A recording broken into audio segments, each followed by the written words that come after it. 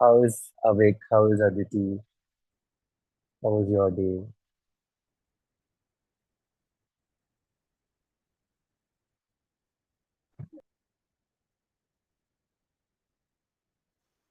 We are being live streamed on YouTube. I don't think we wish to share anything. You don't have to share personal life. We aren't live yet. We aren't live yet. Are we?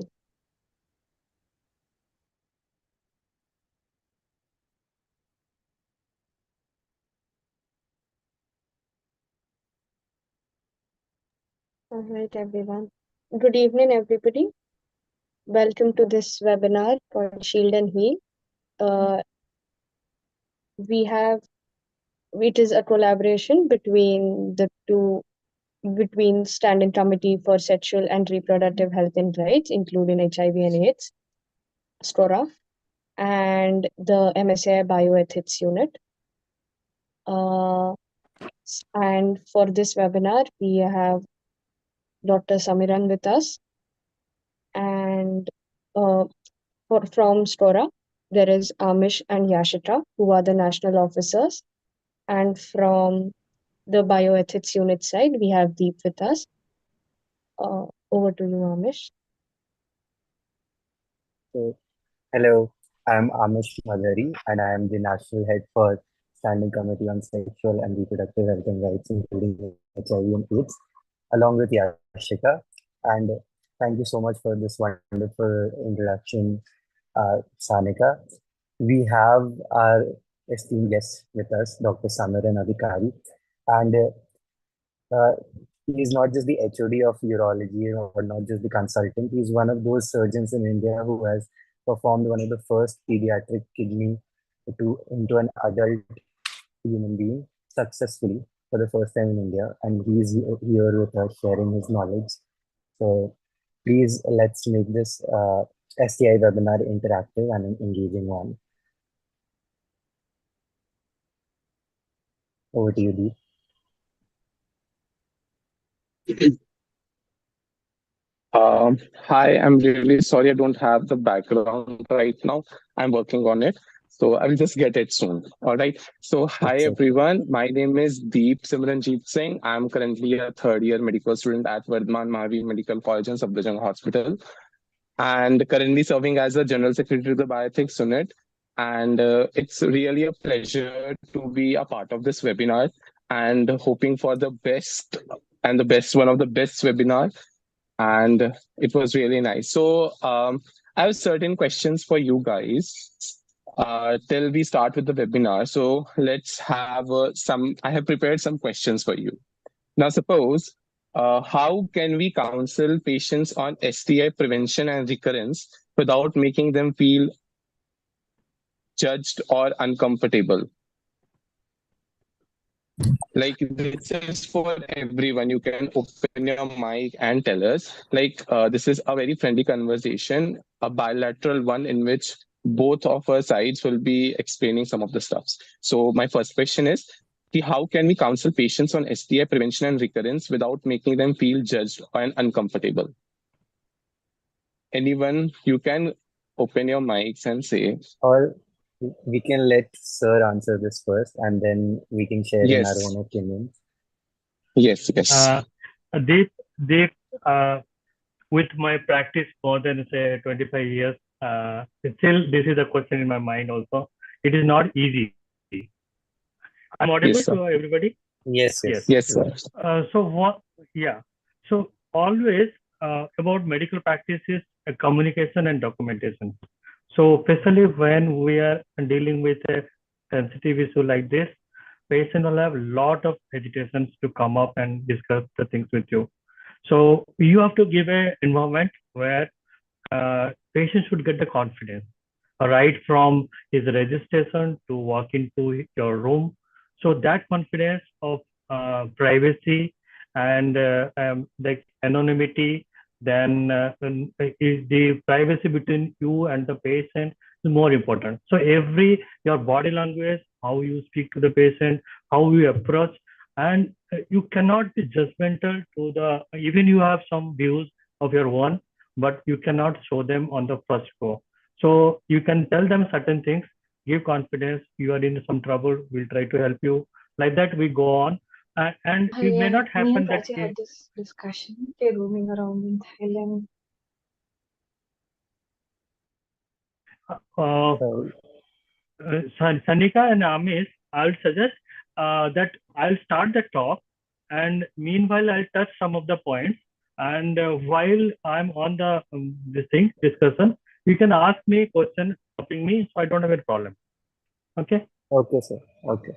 Yes. Because I wanted to, because I understand everybody is a medical student here, and don't hesitate to ask anything, a silly or easy question. I'm willing to answer. If I'm capable, I'll do that.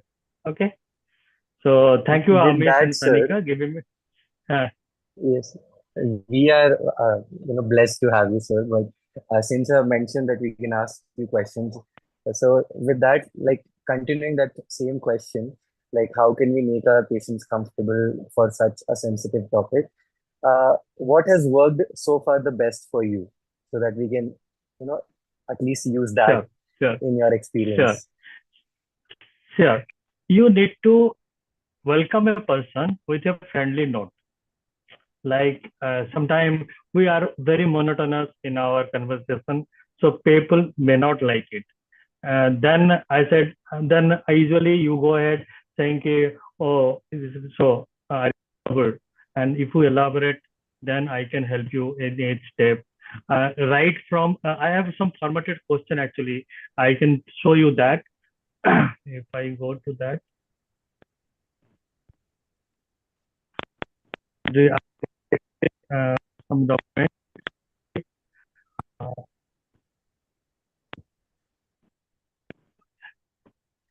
See, there are some lead questions. Are you able to see? Hello? Can you hear me? No, sir. Yes, we can hear you, but Okay, we just cannot see your screen okay. right You are now. not able to. It will be okay, sir. You can read it out to us and later on share the questions. Just a minute. Just, uh,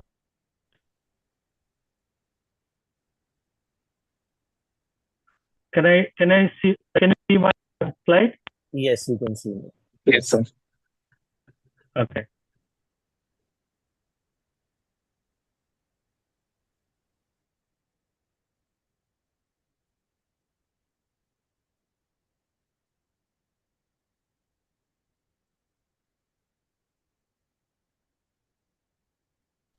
Sir, we can't hear you. So you're not audible at this point. We can see your screen, but you're not audible. Even we cannot hear us.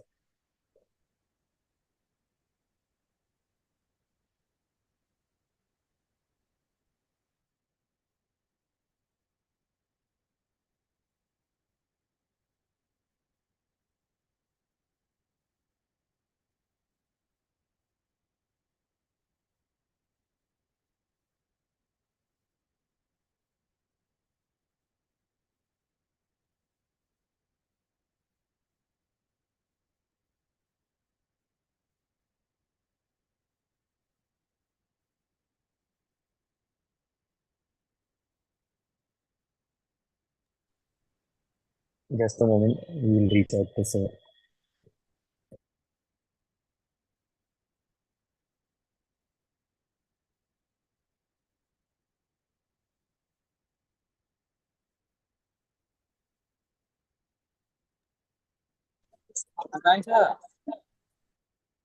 Yeah. How about today?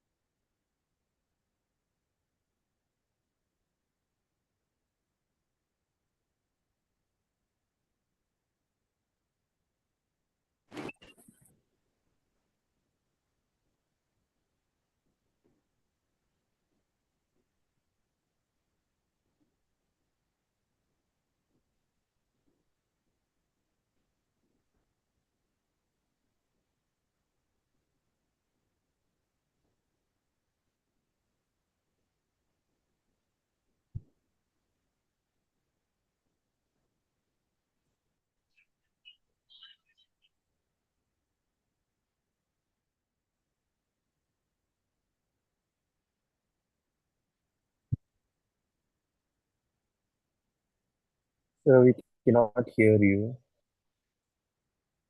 Are you audible?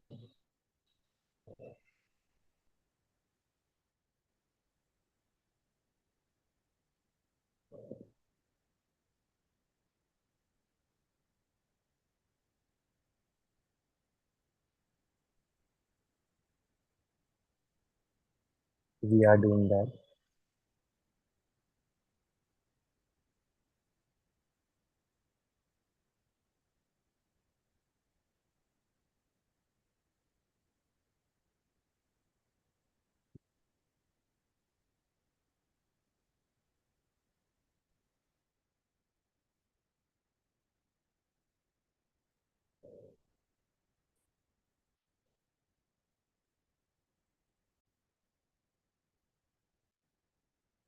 Okay.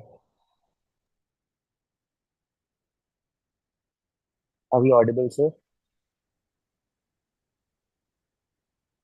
You are not.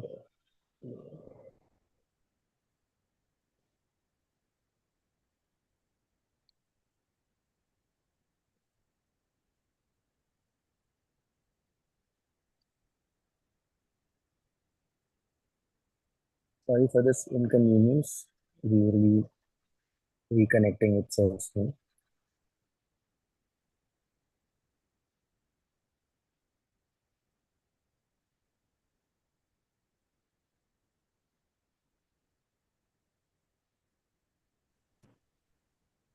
Can you hear me, Amish, now?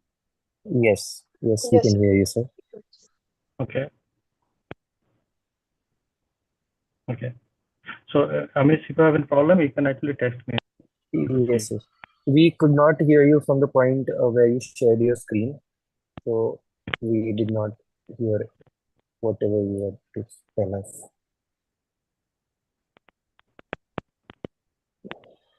I think it was the 5 Ps you were talking about.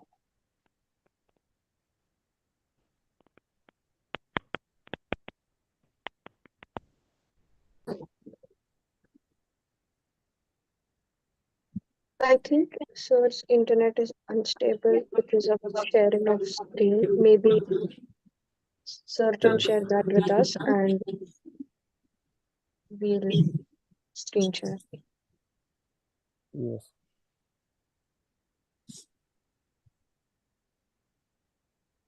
Are we audible, sir?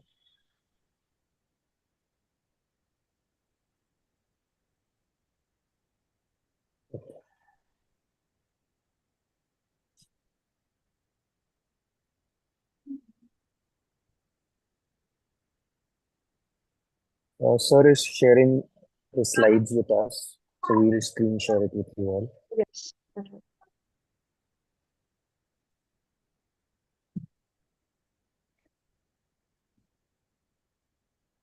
Just give us a moment.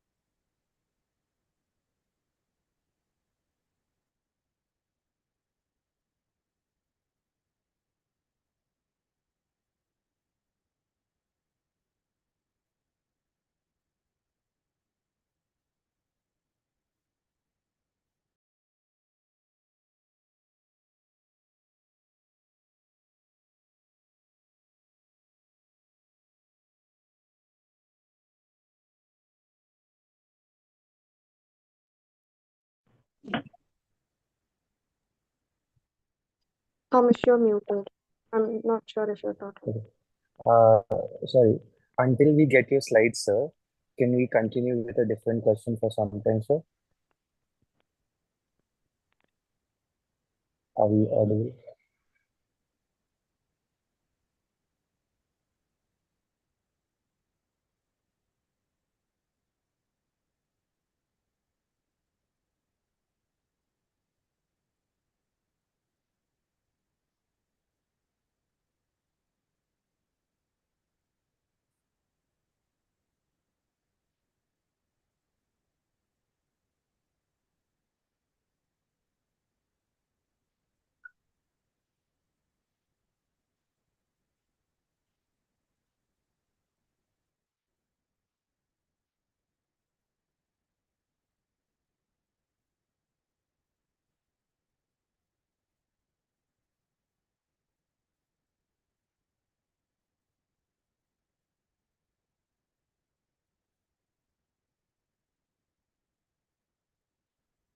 Okay. Until we sort this internet issue out, would you all like to share any clinical experience which you have had so far regarding sexually transmitted infections or anything?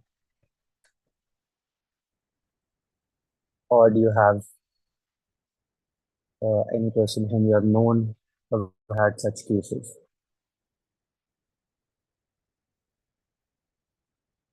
Recently, I went to my surgical wards, and we had this, the surgical ward one, sorry.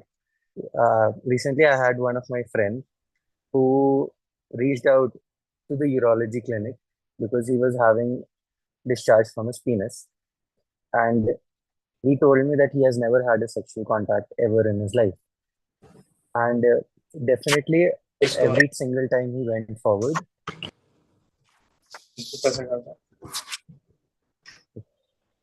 every single time he went to the doctor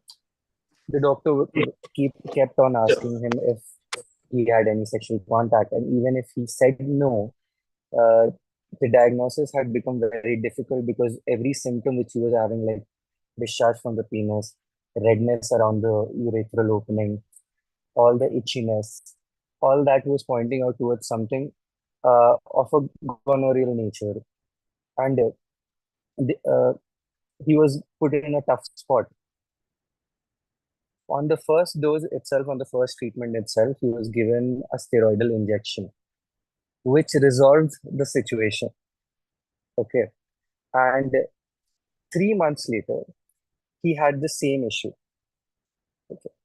And again, he went back to the same urologist. This time, he's like, no, you're already lying to me, and I'm not going to prescribe steroid injection. So, what should be the case? What happened was he ended up going to a dermatologist, okay, who also are venereologists, right?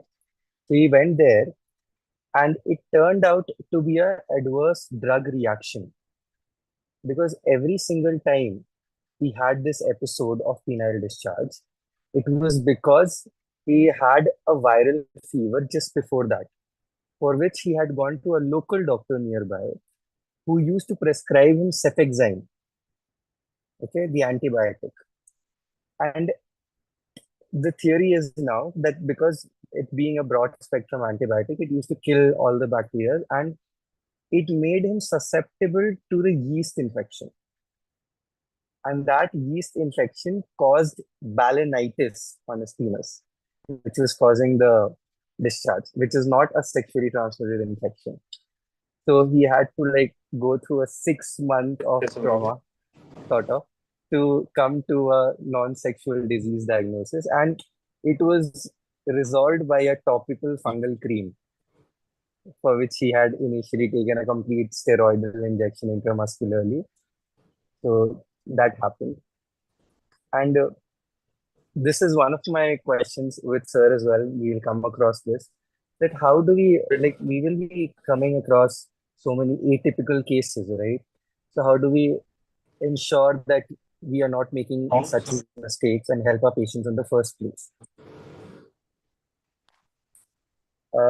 Awake has a question. How do you convince people to undergo screening when it is difficult to convince them as they feel as it is unnecessary?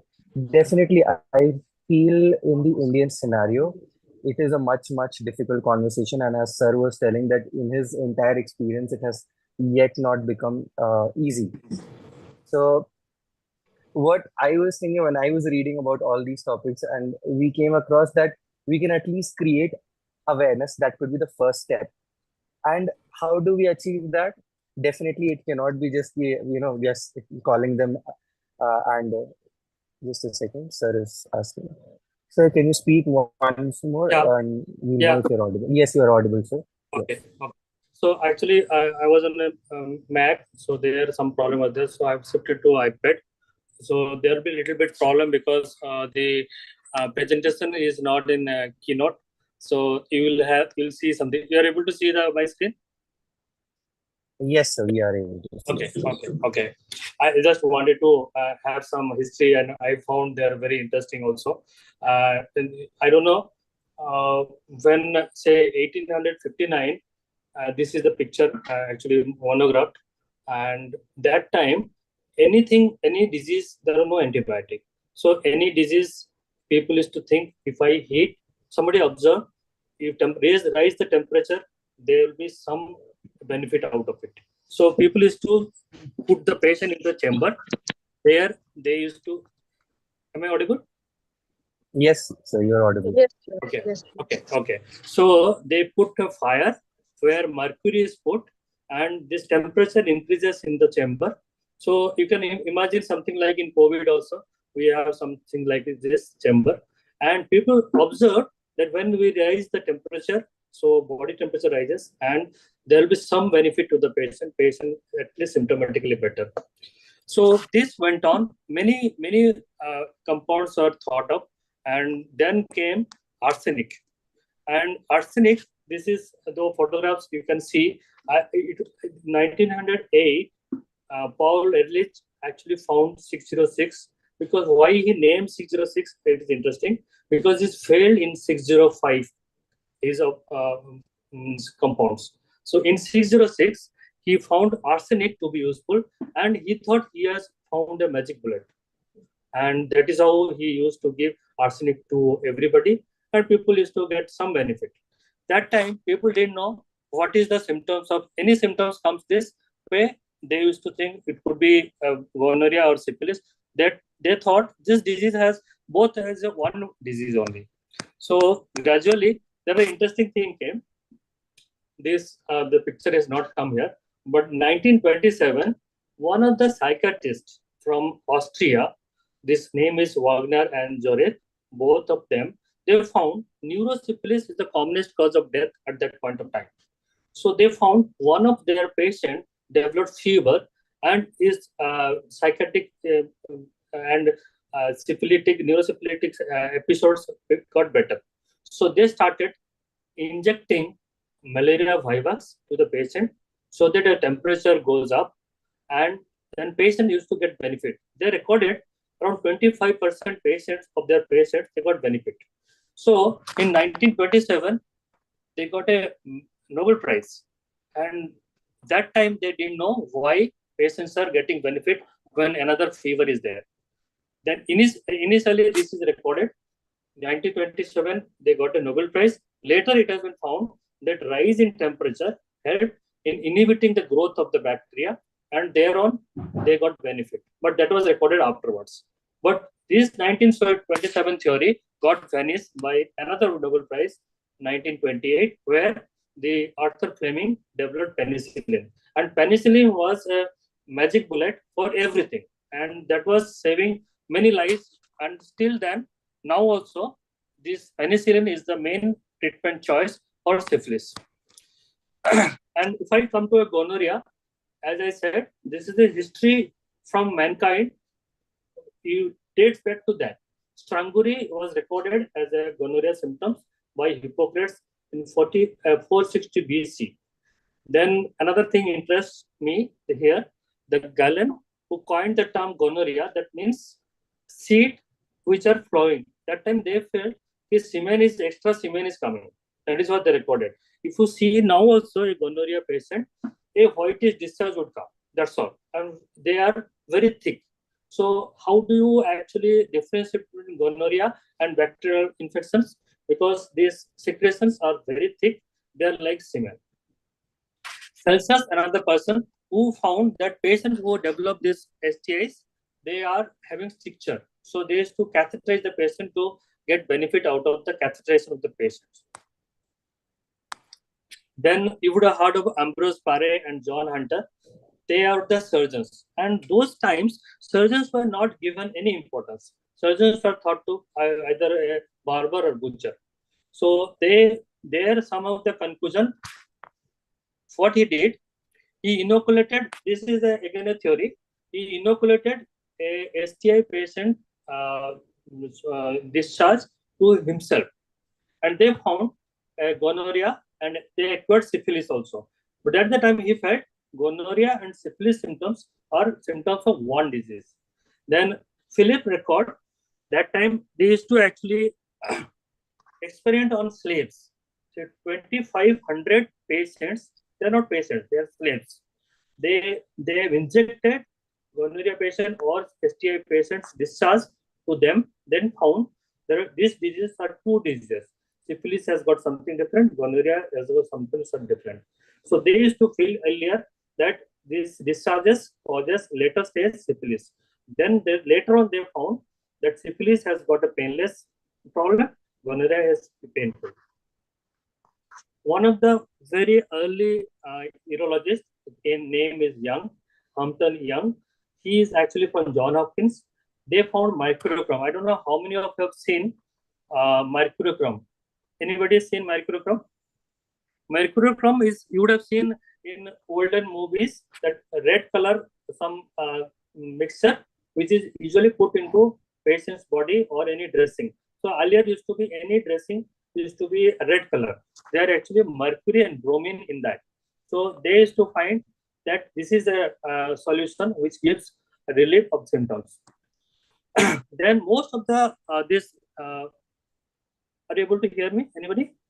Yes, sir. Yes, Okay. sir, we are. Most of the war actually caused rise in STIs. So syphilis and gonorrhea, because in war situations, people go away from home and they are using either easy pickup girls or female sex workers for their amusement, and they used to get syphilis or gonorrhea or together, because that is how you see this picture. Actually I found interesting because we were talking how we generate awareness among people.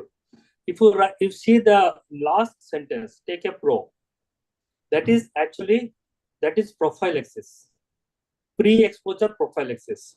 So there they found if you do something like this, you might get less symptom or you might get no symptoms. So people, Sir, if I may interrupt, like what kind of pre-exposure prophylaxis was being given? correct. That is the time I'll come to. There's a lot of stories are there. In actually, very interesting things comes. World War One, the French people first legalized the prostitution. Okay, what it happens there, when they legalize, they register all sex workers and they test them if they have STIs. Means that time maybe may not be any test, but at least symptom of STIs. So if somebody has got a STI, they cannot be enrolled to this profession, which is not done now also in our country. So if you enroll these people, legalize this profession, then you can actually give them test or test them and give them certificate, and some confidence you can give them. If you do this, you will be saving yourself and saving the community from spread of the disease. So they are German and French people. They used to give condom to the army. So huge supply of condom to the army and their shelters. So they used to go with a condom. That time, if somebody is found late coming to the barrack or they are suspected to have symptoms, they were given actually formal wash into the urethra. Formal wash into the urethra. And this young I'm talking about, Major Hugh Young. Did that thermal wash help in any way, or how Yes, did this idea come up? yes. So this is the difference. In World War One, towards the end, this is in 1918, American army went there, and these people were told to their major that French and German people are having STIs, and once the STIs, they'll be falling sick, and then they cannot fight. So the American army appointed Major Hugh Young, who was the urologist in John Hopkins, to make sure that these people should not be in sickness. So they are very strict about that. Nobody can go for these sex workers, and if they found, they are either given off or removed from the army. So this was, then they were talking about chest, and they are punished if they are not. And there's another side loophole of this one, that they found is from the war they used to die. So from death they have to go out of the army. Then they used to, in the barracks or whatever they used to say, they used matchstick or any stick to inoculate themselves with urethral discharge. So once they are found to have STIs, they have been removed from the army. So that was the sideline of this knowledge of STI or sickness, which actually saved them. But this Hugh was so adamant that nothing can go wrong. So they used to have that time I don't know what fence they used to have, but whenever anybody comes the off hours, then he will be putting his mercurochrome into the urethra, because that is how most of the their ad that time used to have. They have leaflets like this. You can ruin your future with VD. So it's a claptrap. That is how it is. So, and now also I feel this type of awareness, when it was 1918, it was there. This type of visuals we don't have. Even we have NACO, we have UNICEF, many other organizations. We don't have visuals where people are warned about it. You can kill yourself. It's like a suicidal, or you can contract diseases. It is not there.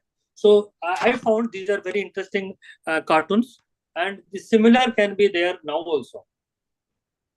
So what if we have such awareness situation created now, like if we have in our own waiting rooms, instead of like displaying any disturbing news which is going on in our country, what if we share such infographics on the television itself while they are sitting in the waiting room? So it will be like a non-verbal way of communication, yet creating the awareness. I found like some of the, I was looking at the videos for that. NACO has got some like National Aid Control this thing. They have some videos, but they are very primitive type video, which you might not be interested to see. So some of the visuals or leaflet you can make, so that it will be readable, so that and it can be kept in your waiting area. People will pick up and read. Or some of the posters can be catchy. Like I like this one, so I put it here. So something like that can actually save. I'm coming to the condom. Actually, there I tell you what can be actually. Condom can reduce the STIs very significantly. Even the circumcision reduces STIs by 50%. So condoms, there actually condom market. I'll come to that. So I just go through my slides as of now. How come circumcision is helping with STIs, sir? Because yes, I'll come to that. I'll come when I'm discussing that. So as I was mentioning, confidentiality is very essential. This clinician and adolescent communication. Clinician developing personalism to open avenues to HIV or STI communication is very important, because your persona should be inviting always. It should not be never be judgmental, or you are not listening to them. You are occupied with something. You are occupied with your mobile. You must give full attention to this guy. So he will be also knowing, because most of the time when these awareness programs are done, people come up to the doctors more confidently, and they usually give their all secret things to the doctors than actually any other workers, because people have tried with other health workers. There it doesn't work. because they don't come because they are not assured about their confidentiality. So it is always easier to communicate as a doctor than any other health worker, because there are a lot of studies are there where health workers are trained and sent to areas, but they usually don't sort their health. So what are the sexual topics we need to address? Physical, emotional development, sexual orientation, which usually we were not able to ask. There are various sexual orientations are there. Gender identity. Gender identity at birth, usually it can be given as a in your consultation, first registration itself, like a form fill up, so that no need to ask anybody or no need to answer that. So gender identity at birth and at present. You got my point? The transgenders, they Yes. have identity at birth is something different. At the present age is will be different. Then genital intercourse behaviors. There are various perversion or whatever you can call, or variation would be there. Perversion would be a wrong word. Variation would be there. Extragenital intercourse behaviors and pregnancy. People think if I avoid pregnancy, then that avoids STI. That is also not true many times. Like I will tell, female condoms. Female condoms are good to avoid a pregnancy, but they don't prevent STIs. Then communication with partner. Yes, tell me something. Why is that, sir? Like, if the female is wearing the condom, Female how? condom, these sperms are prevented to go inside, but the initial penetration, you can have injury. That's why I'm coming to that circumcision, because if you're not circumcised, then injury chances are high to the skin and in the vagina also. If you have a blood contact, then you can have disease, and inoculation of bacteria from the secretions can be high. Any injury, it can be high. In condom, we are covering it up. And Okay, sir. lot, because no sexual educations are done, how to use condom also nobody, very few people know. So I'll come to that. As Deep was asking, as I put it some of the lines which I found interesting. As a good counselor, be interested in clients as a people, not as a client. And basically, we don't. They should not feel that they have come with a medical problem, because medical problem will ask lead question, whether you have pain, whether you have a burning, whether you have a blood in urine. Lead questions we ask. We need to listen to them. They need to open up and tell their story. Be aware of your own feelings and values. Do not judge clients, moralize, or impose your own values on them. Do not allow religious belief to interfere with helping clients to explore all their options, even if you personally do not agree to certain things. Do not show disapproval in your words or body language. Be warm, approachable, and easy to talk to the respect to your clients. Use empathy to make clients feel supported.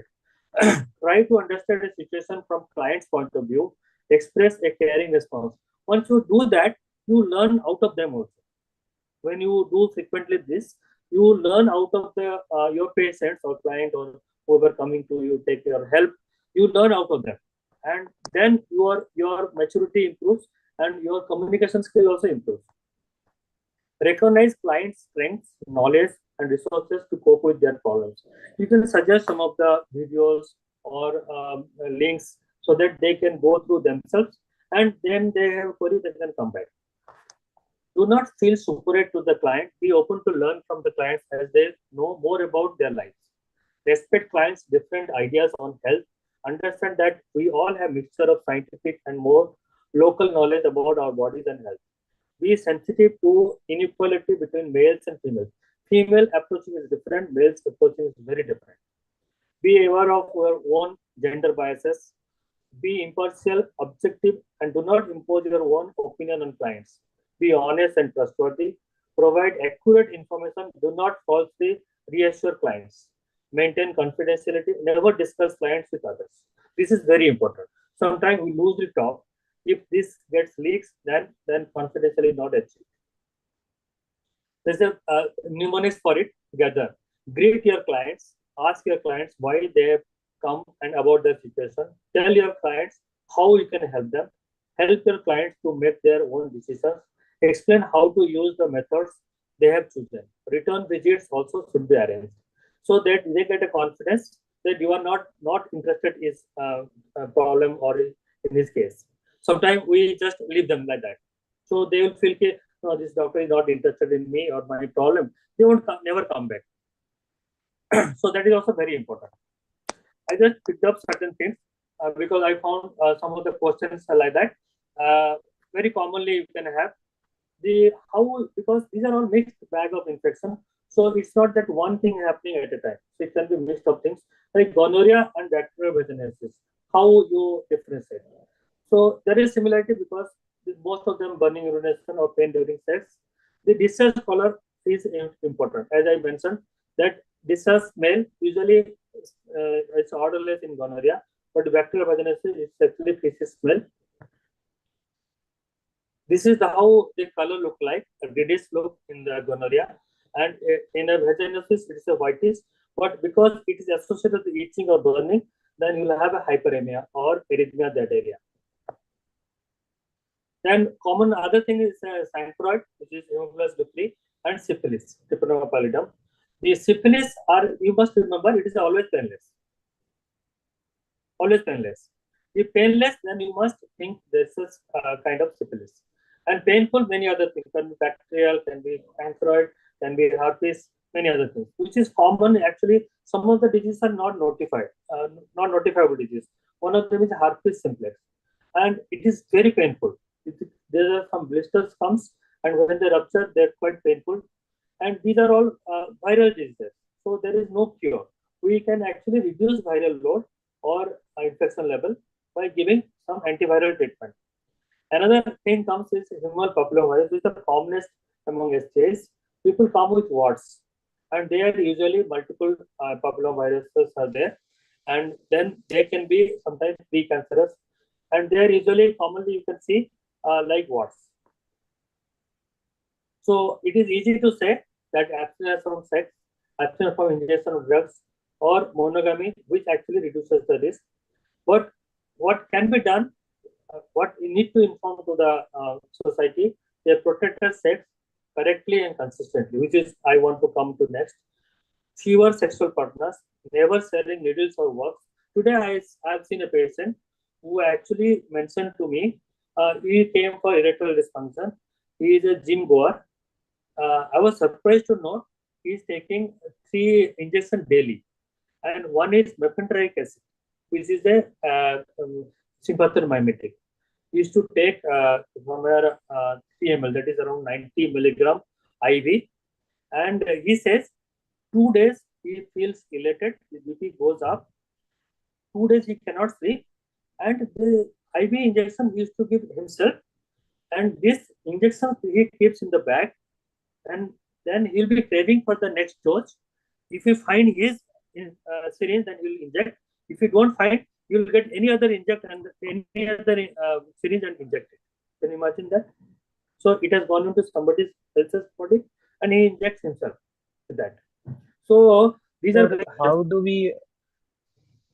people in the beginning start taking so much of steroids? Like, there is this general consensus among people that steroids are bad, but still, there are a lot of people who will be willing to take it. So, like, what effects are they seeing immediately, which we can counter if we come across such people and tell them that even if you're coming across such benefits, they're not long term. Major nuisance is from the gym, and maybe they usually try to show up, so their photographs, and they will be taking weight of 200 kilos, 150 kilos. So you get glued by that, and you also wish to have something like that. This fellow body is really well built. He is taking testosterone, he is taking mepinterine, and one growth hormone. And he has come to me now, 1 year of marriage, he not consumed his marriage, and his libido is low. So when you have an exogenous testosterone you take, then your LH level can be stimulated, negative feedback, and your end organ can be damaged, or end organ will be not producing any endogenous hormones. So that is how it is. As your question comes, so some of the visuals or leaflet can be in the gym, that if I do this, what harm can be there? So do's and don'ts we can put, like here I put do's and don'ts, something like that. So I don't know whether it will be acceptable in the gym areas. And gym, I found, I've shared some of the photos with you also earlier, 20 medications taken by one person. I even don't know some of the chemicals myself. So, and that is done by quacks or the gym instructors, and they follow each other. So it is very difficult to, because they have a separate culture or a separate gang. So it will be difficult. They will not accept your suggestion there. But it can be what I was thinking of myself. You can have this on a social media, which can be made viral, but it has to be catchy. It has to be catchy.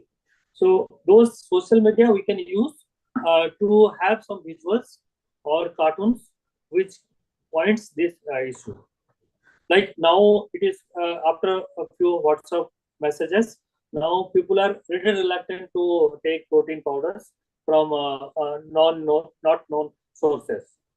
But this should not happen to the injections.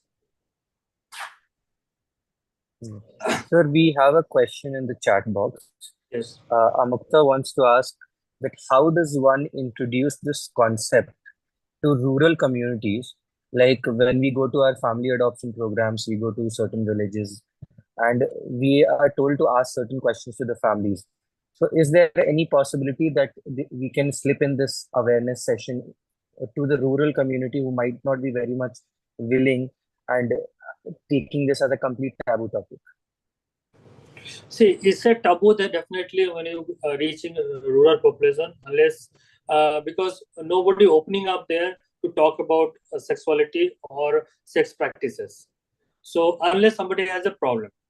Now, if somebody has a problem, then you have to use that fellow to as a key personnel to propagate things that this is why I am getting into this. But it's not easy. First is the language is a barrier, because for you, you go to a rural area, you have to be very fluent in their own language. And then to reach to the young mass, also not that easy. But I found personally, going to schools and you present your visuals, that is well accepted by the students, even young students.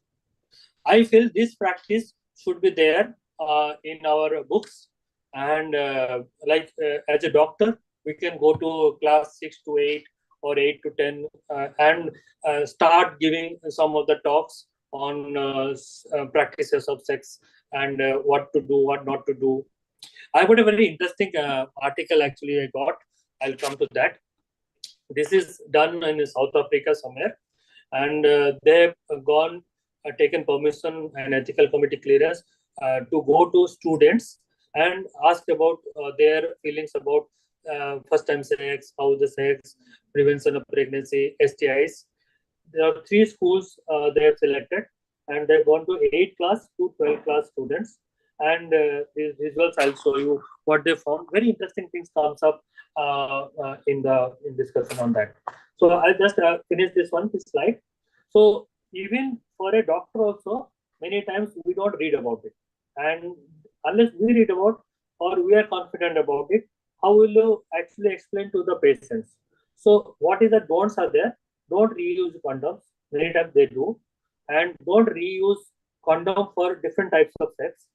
Like somebody has got an anal, vaginal, or oral sex. Every time the separate condoms should be used. Don't use expired condoms. And unrolling the condom before the use also is useless.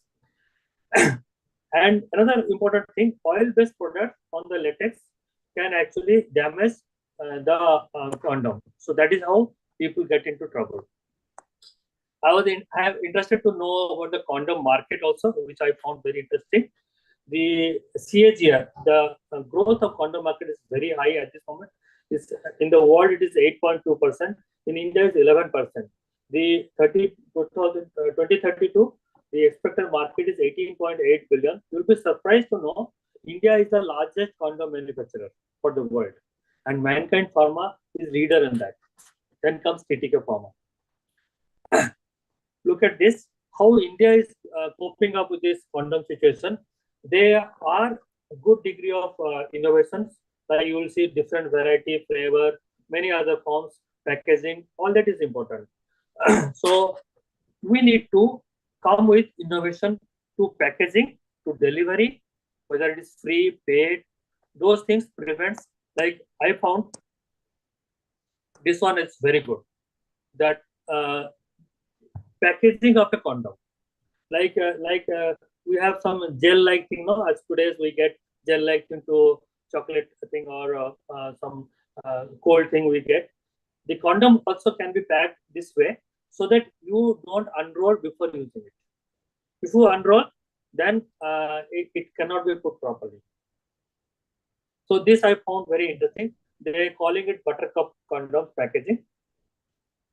Can you imagine 1990 to 2015 how the condom helped the reduction of cases? Another interesting thing I got from Twitter that Delhi cab drivers are penalized when they are checked for condoms in the first aid kits. This is a good idea. Like every first aid kits should have a condom. Should have a condom. So the funny thing about this, they've used condom for certain other things, drivers, like leakage or some other problem. So mechanical problem in the vehicle, they use the condoms. That is different. But having condom and condom also, I would suggest usually male person carrying condom is usually norm. But I would suggest everybody should carry condom for females and males, so that you protect yourself, you protect the community. So that also nowhere actually mentioned. So I feel everybody should carry condom. So if we go on a policy level where we advocate for having condoms in the first aid kits itself or the relief kits, if wherever we are providing, so that would be a good Many option to give places, out. many places, there's common places like a shopping complex, free condom vending machines are there, and that should be a common practice. And everybody should be free. Once this stigma or inhibition goes, then people will take it. Now, many people don't, you would have seen in the movies also, people don't go and buy straight from condom from the pharmacy or shop. They feel hesitant to ask for it. They look this side, that side, then they'll buy. So if you have visuals like that, that how confidently, some of the visuals I've seen very good. They go and confidently ask for condom and they take, then other people are looking at it. So sometimes some visuals like that might be helpful. And if it is freely available in places, like you said that how villages you can do, villages you can have visuals where how to put condom, what do's and don'ts with the condom can be visual. So while you giving them a visuals or like a earlier days we used to go and project small videos to the community. There you can have additional some small clips like that. This is the theory I was coming to. This is the study I was mentioning in South Africa, where people are anonymously asked about their feelings about first time sex, prevention of pregnancy, prevention of STIs. So the visuals are done very nicely. If you look at this, so rationale for decision making, whether to use condom, they found that everybody have a deliberation, reasoning, and negotiation for themselves, and sometimes it is overcome by emotions, intuition, and experiences. And it is actually the conclusion is so good. Some of the interview sentences are in that article. I can share the article to you. It's very nicely written. Some of the girls have said, or some of the boys have said that how they're grown up in the family, how they respect each other partner like male and female. On that basis, they prefer to be remaining virgin or maintain chastity like that. So how society, what society or what community are growing up, that is also important. If in the school level we introduce this is commonest problem and inevitable, and if society suffers with that, all of us will suffer through that, then people will take it seriously and that might go to their own practice also. And nothing wrong in giving this type of views in the school. So when they were asked about sexual debut, the belief that is relationship to love is shown through sex. That is the belief people have, and some people have fear and regret. So delaying as a sign of respect to parents' expectation. This is also some of the areas, conservative areas. This is one of the factors where STIs are low. So and we can actually work on this. We can work on this. That we should have promote this, like how you are will be after this many years or this many how your parents will be looking at it. So all that, this fear factor can actually introduce the age of sexual debut late and monogamy, so that the STIs are less. About the condom use, so some of the beliefs males and females have that with condom they cannot enjoy the sex. So some of the small videos can be made that condoms actually prevent sensation. So your sex duration will be more. So use same thing in a different way. So you can prevent early ejaculations like that.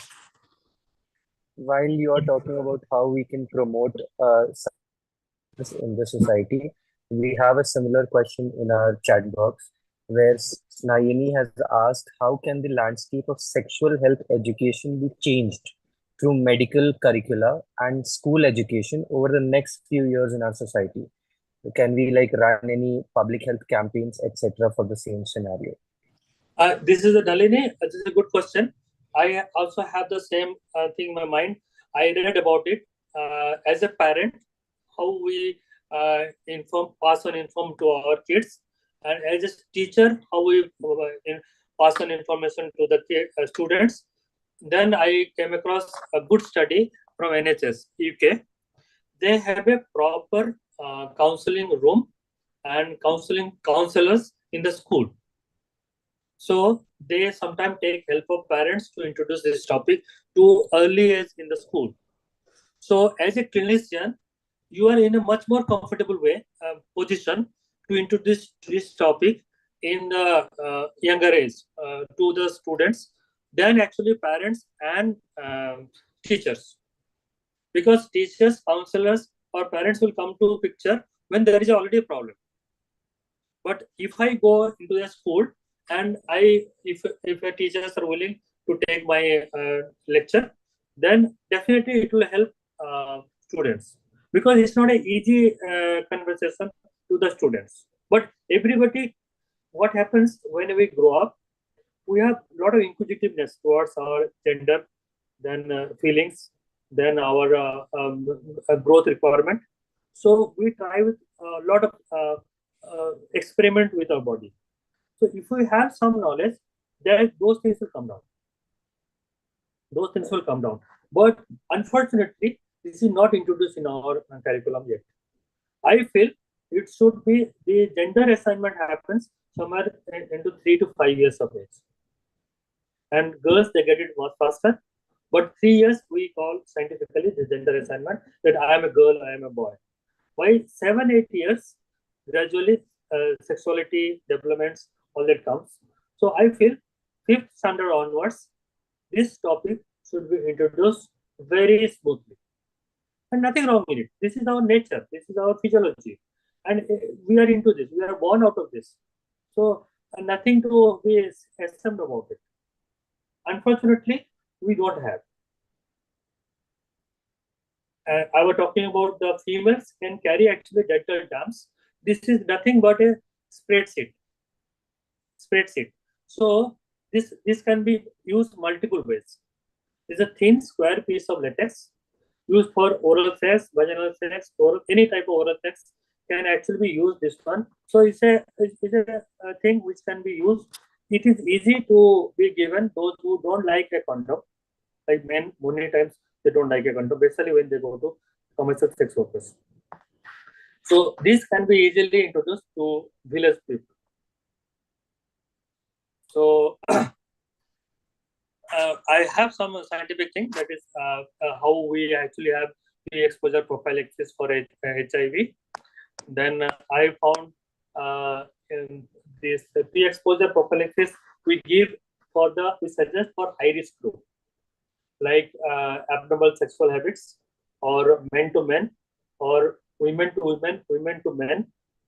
Then if they are known to have STIs before, or last 6 months they have a passport to STIs, the risk of HIV goes up. So there are drugs used to give them pre-exposure prophylaxis. So that also, I found another way of reaching them. You should have a helpline number, so that people can come anonymously and ask you what to do. And helpline number can be flushed with all your social media. So somebody can come up to you, or you can have a toll-free numbers where this can be introduced. That is easy thing. But then now how they able to carry the drug, or what they do, or when they have already exposed, what should they do. So post-exposure prophylaxis also, that ideally should be given within 2 hours.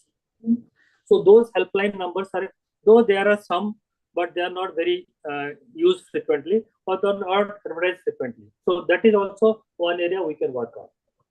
I found So, like, if people who are having pre-exposure prophylaxis for HIV and they also come under the category of high risk for HIV, what if they choose to not wear condoms and engage in sexual activity? Are pre-exposure prophylaxis enough to prevent HIV in most of the cases if they would do so? See, all the prophylaxis, all the steps to be taken.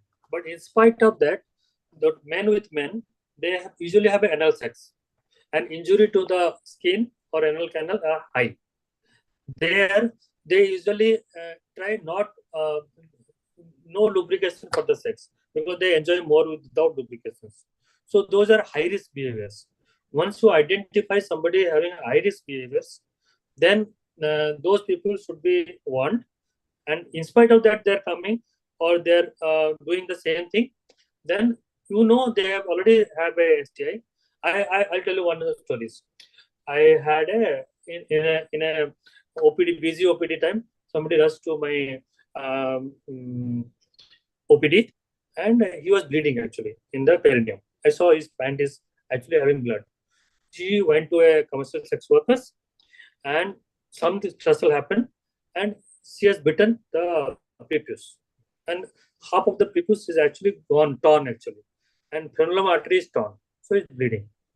So that time he was thinking, I did a surgery with just a simple glove without any of this thing, because he was bleeding, without checking his virology. And that time he was very apologetic. No, I will never go to anybody. The moment the next visit, within 5 days time, he's asking me the question, how when can I go the next? So these behaviors cannot be changed in a day. So those are the patients. They should be advised. You must take this pre-exposure prophylaxis. Another easy drug is a doxycycline. You will see most of the guidelines, most of the bacterial infections can be managed with doxycycline. So 200 milligram of doxycycline can prevent most common STIs. Then comes the partner service. The partner service term is coined, refers to continuous clinical evaluation, counseling, diagnostic testing, and treatment designed to increase the number of infected persons brought to the treatment to reduce transmission among sexual workers. What I mean by that once you identify somebody as a STI and high risk behavior, he'll have multiple partners.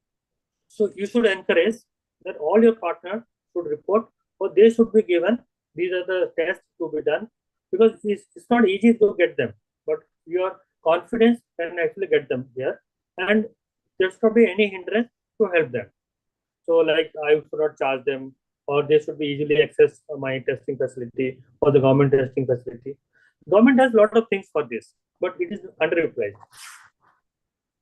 Then expedited partner therapy. That means how we reduce the harm to the partner. Sometimes we know this is a risk behavior of the STI patient, so we give direct prescription to the partner. So partner has not come and seen you, but you can give the prophylaxis for HIV, if you think, or prophylaxis for bacterial infections. So usually 2 or 3 drugs are given for the HIV, and then doxycycline is good enough to give them as a pre-exposure prophylaxis or post-exposure prophylaxis. The So if difficult, the patient's partner is not really knowing about the diagnosis of the patient itself, why would they be willing to take any yeah, medication? that is the problem. So usually when it is come in a commercial category, people won't go and inform them also. I'll have an interesting story. I had a patient, well-to-do family person, coming to me with a girl. The girl belongs to some of the Russian country, like Ukraine or some country. She doesn't speak English.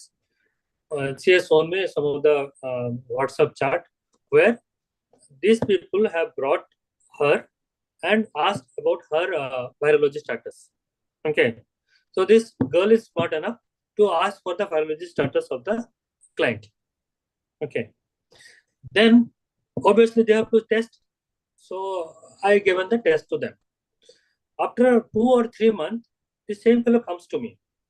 Okay, and then shows me some of the text which translated to English is a Russian language. She has gone back home and tested her positive in multiple viruses: HCV positive, HBS positive, HIV or not positive, but HBS positive, and some of the chlamydia was positive. So now all these people who actually had that girl, they are into trouble now. So this communication is not easy. That girl was smart enough to communicate before and after. So that awareness has to come. Like I'm a commercial sex worker. Some client is coming to see me. I should ask. What is your behavior? How is your status? This when I was reading about the war, this World War One, the commercial sex workers they usually cater to at least 40 people in a day. 40 people in a day. Can you imagine how fast it can go, rapidly, like a wildfire, it can go into the country. These are all high risk people, like women who have sex with women who have sex with women and men. So they actually, then men who have sex with men, they are all high risk people. Then transgender. Actually, this is converted to keynote, so it's showing transgender. This major problem with the transgender is they have a stigma. They don't come to directly to mainstream health facilities. I have one patient. Patient came with another transgender, and this transgender is a well-learned fellow, and that fellow has got another patient who has been treated gender reassignment in somewhere in Gaya, and it is done by a quack. So, and he is having non-healing ulcer, and he is found to be HIV positive. Now, can you imagine, for their livelihood, they have gone to somewhere to change the gender reassignment, and then they are into the profession and they are into trouble. So, they are very high risk. They are very high risk. But they are quite intelligent. Most of them are very intelligent. Even they are not learned enough, but they are quite intelligent. You can communicate them easily. So, they are a very vulnerable group. If we can communicate to them, they will start practicing. They are very adamant about their practices. So they can actually ask client, unless you show me your report, I cannot have. But when livelihood not taken care of, it is difficult. Their basic livelihood has to be taken care of. Then coming to, you have time, I can go on, or? We have time until 8:15, sir. Then we'll have a 15-minute doubt session. Okay. And by 8:30, we'll wind up. Okay. The time is 8:08. Okay. So this HIV testing, I have some worries in this HIV testing. Most of the country, any informed consent is good enough to do HIV. Most of the country. Or maximum, you just need to inform that I am doing your virology. But in India, that is not yet done. So you need to have a written consent for HIV, and sometimes you can deny also. So I have got surgical patients who have denied HIV doing HIV.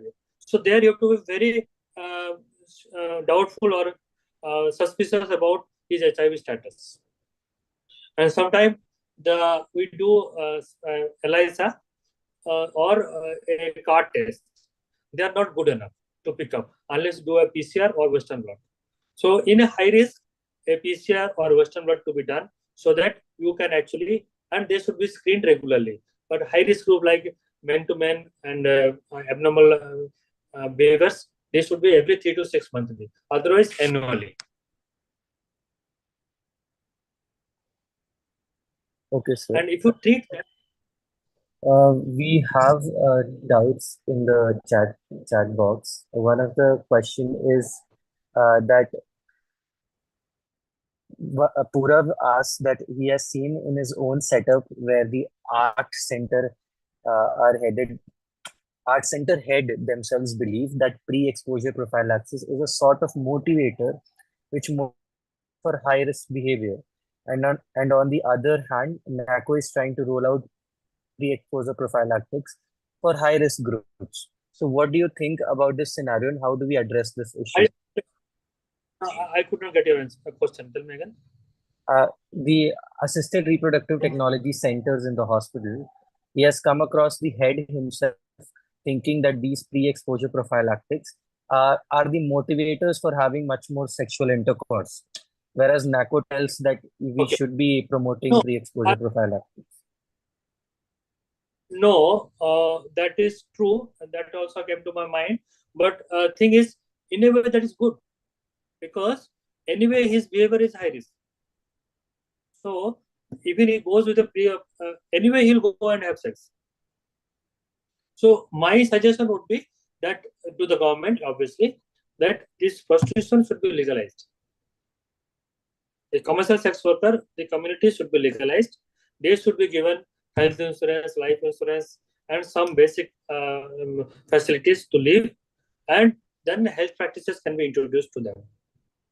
Otherwise, if you read the history of Indian origin also, earlier the king used to keep a lot of them in the brothel, and they used to give tax in form of gold coins, and the kingdom used to get good revenue out of this.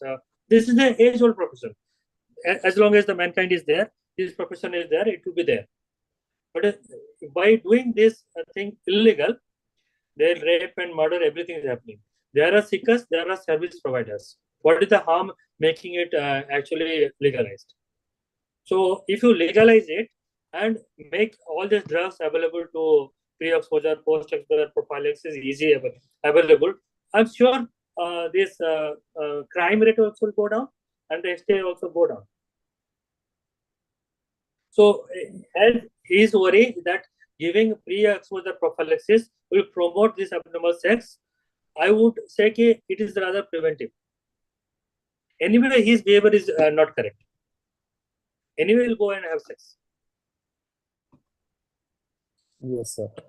One more similar question, where you had talked about how we can introduce early sex education in schools.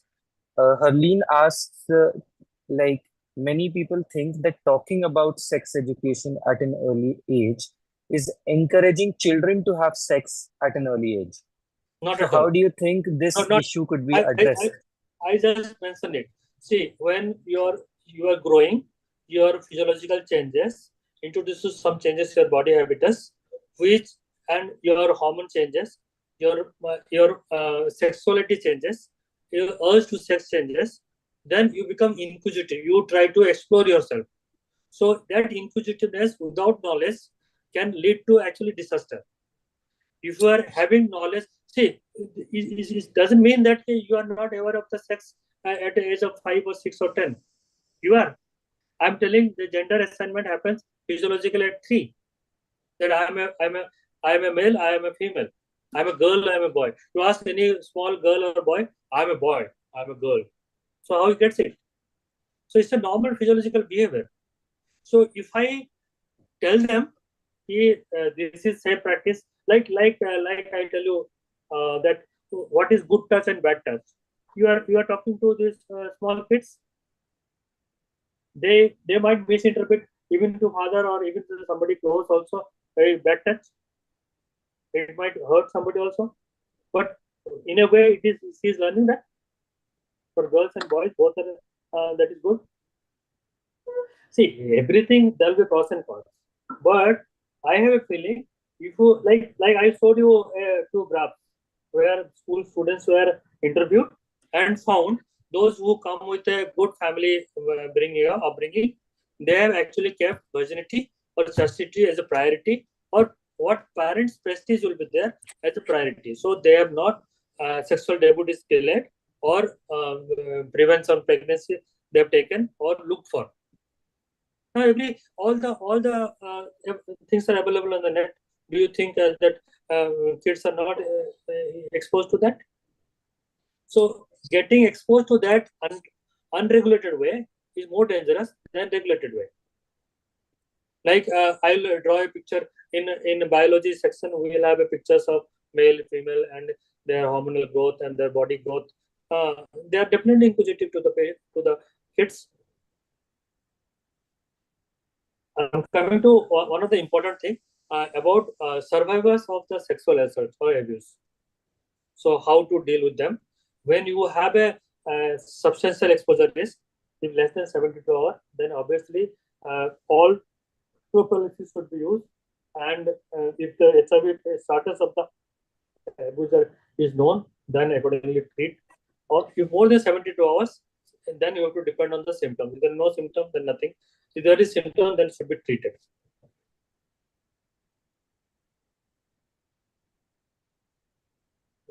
I think these are all theory. So mostly for gonococcus, we use ceftriaxone. For other infection, is a doxycycline is good enough. And for herpes, either valacyclovir or acyclovir is good enough. Valacyclovir is commonly given 1 gram orally, and that is 5 to 7 days. So herpes is one of the common infection in STIs. And when painful ulcers people come, and it's very painful. Then genital warts. This is another area I missed the slide somewhere. Genital warts, the HPV vaccine. HPV vaccine is recommended between 9 to 11 years, but it can be given through up to 46 years. And it has been proven that it prevents HPV infection and following precancerous thing or CS cervix, carcinoma cervix. So there is a suggestion only for girls, but my suggestion would be for both boys and girls. This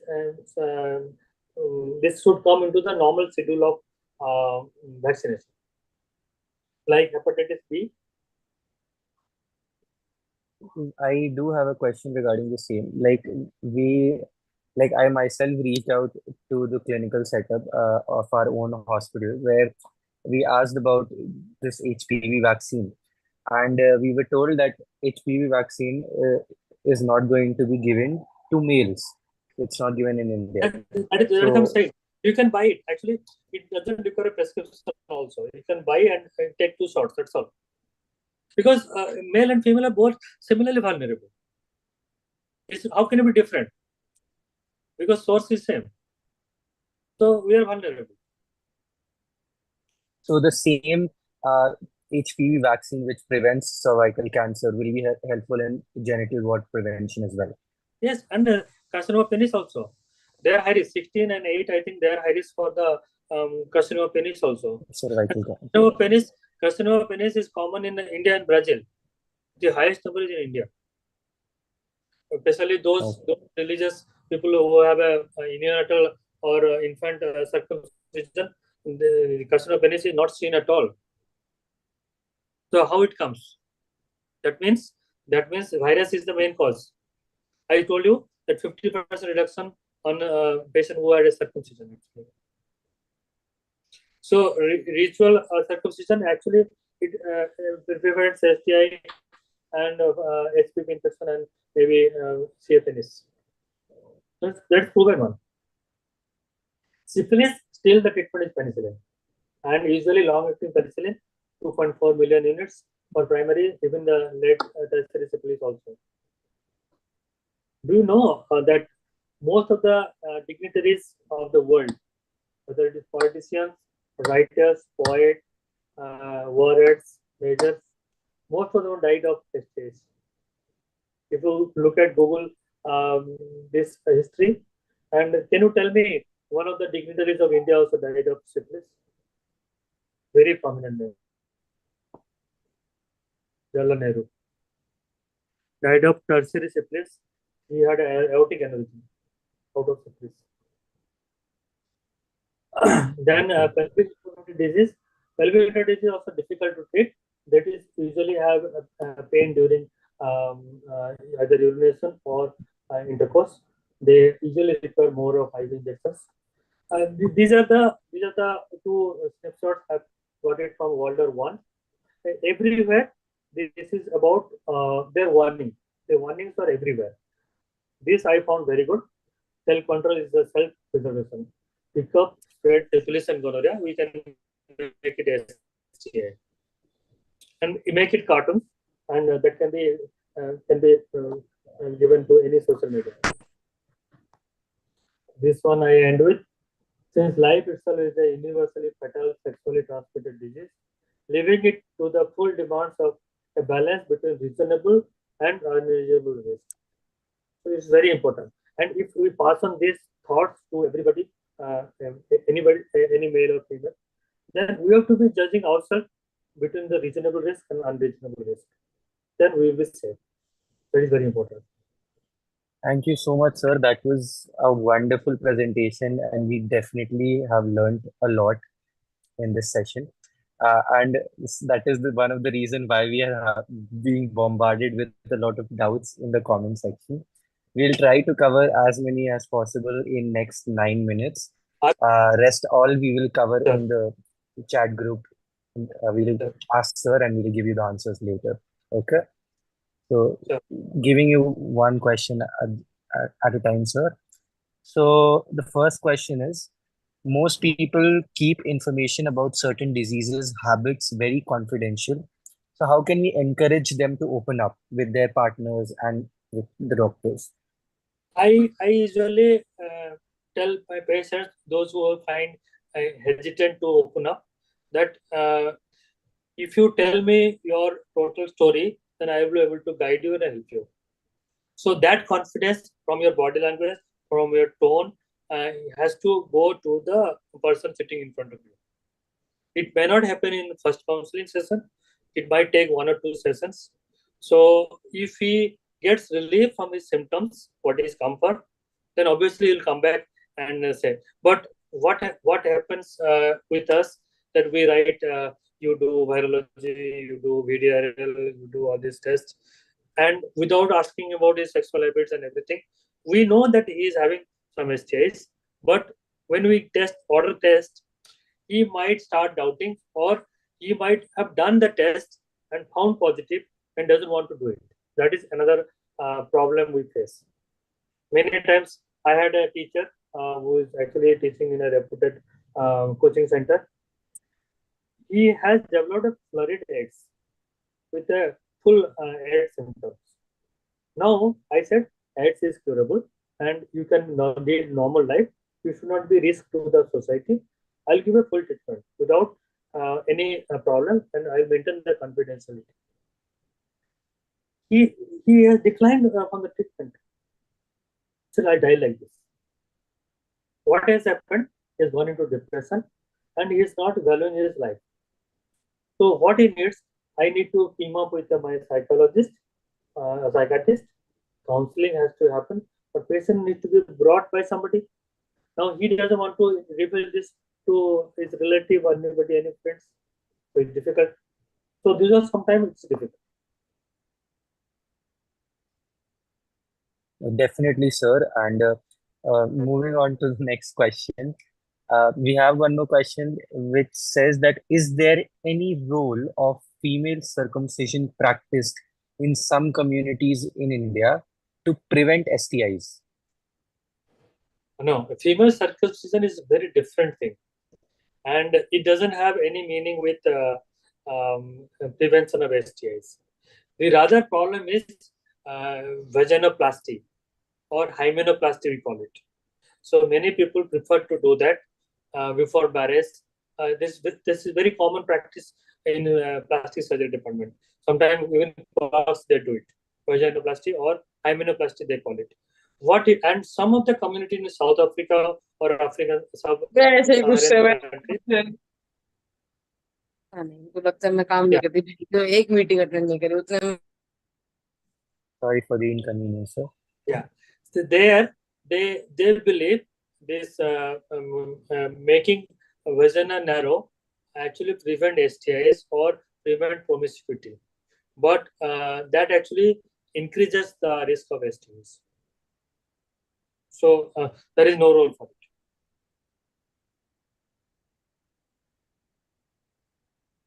Okay. It is not done also. It is done in some communities. That is to they are suspicious about their promiscuity. That is done.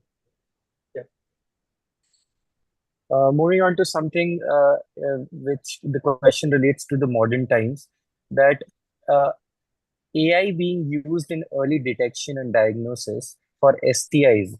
How effective is this, and can we see a future around it? See, I was preparing another talk the same time.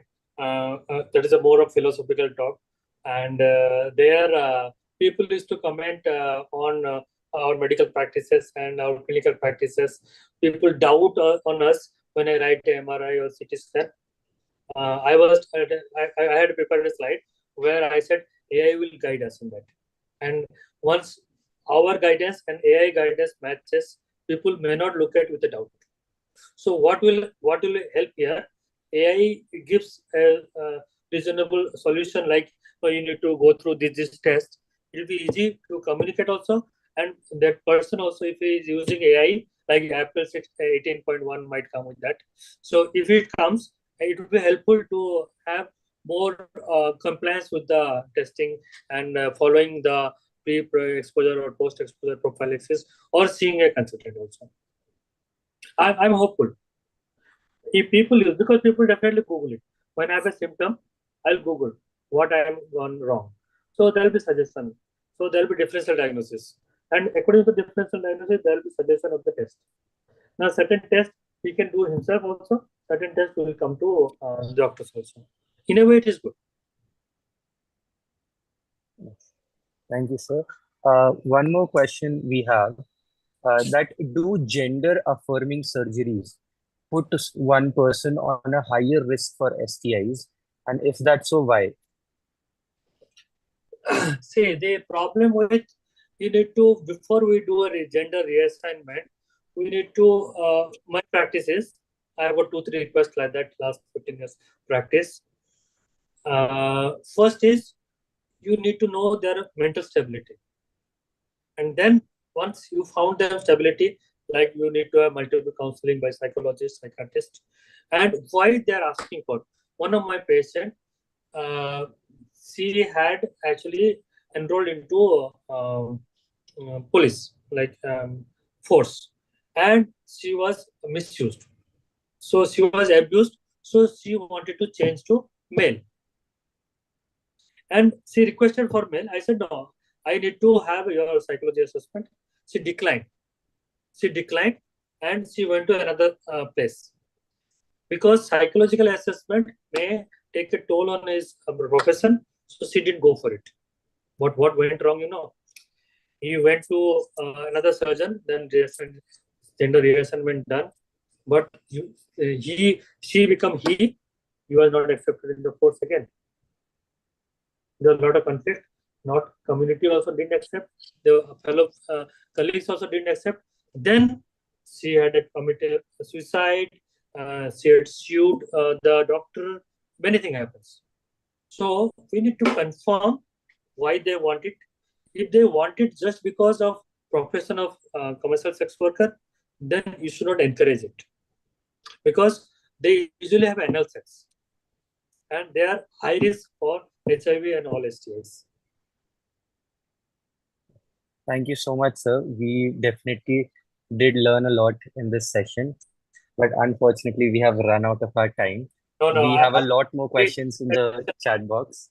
Initial time, there's a glitch which actually I cannot No, that's completely all right, sir. That was not something which anybody would have expected at that time, but it's all right. we will be sharing all these questions with you for and later on telling them. Uh, at the end, thank you so much again. We will be taking a group picture, so we request everyone to turn on their cameras. Thank you so much.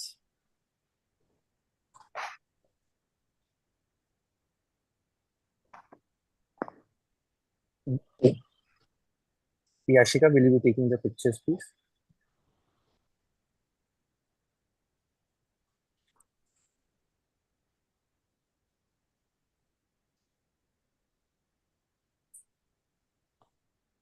Smile in 3, 2, 1.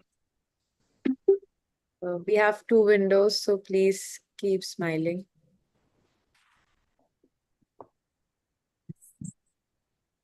Three, 2, 1.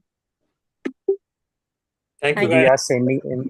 Thank you so much, sir. Thank you so guys. much for joining in. It was I wonderful. answered some of the queries, and maybe some of the queries you could not ask me.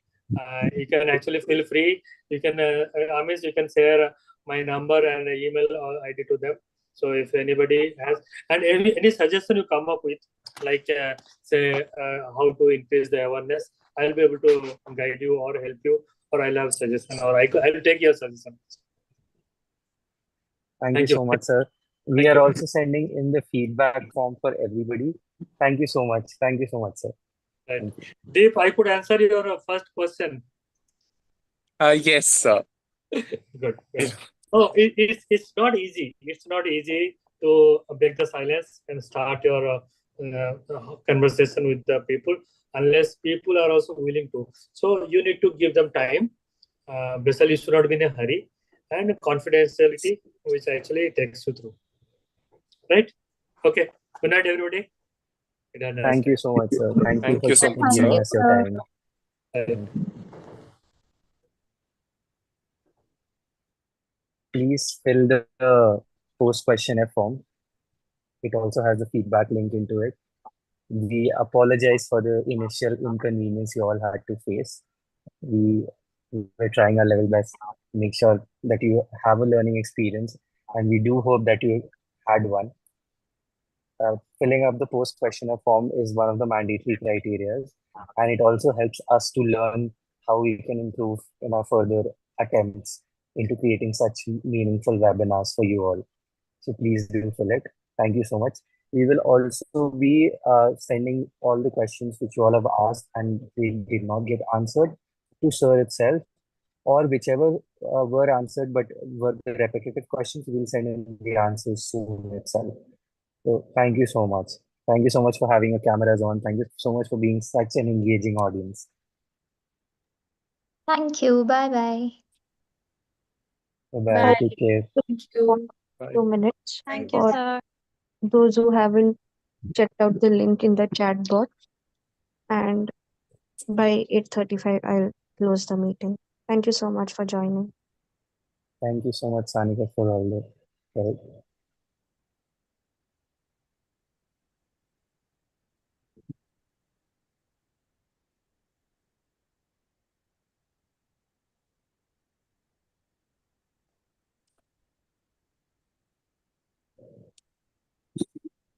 The link will not be shared in the group. That is why we're emphasizing it again to please open the link and fill the post evaluation form.